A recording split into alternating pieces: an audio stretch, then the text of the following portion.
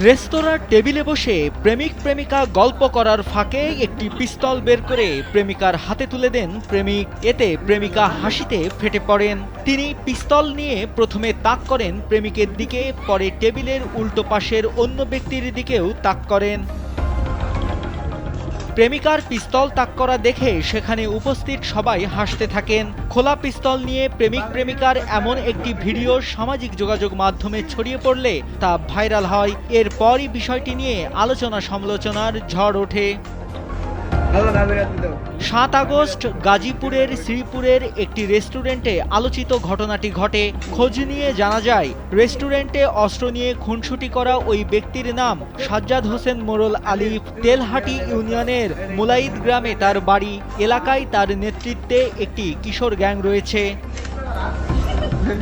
এ বিষয়ে জানতে চাইলে শ্রীপুর মডেল থানার ভারপ্রাপ্ত কর্মকর্তা মোহাম্মদ আব্দুল বারিক জানান, এটি পুরনো ভিডিও।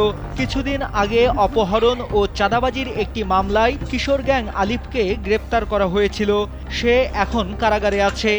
আপনার এসির গ্যাসের সমাধান হলো SGS ও CNS সার্টিফাইড ফোরন রেফ্রিজারেন্ট গ্যাস, যার বিশুদ্ধতা 99.98%। ফোরন, শান্তি যেখানে, নিঃশ্বাসে।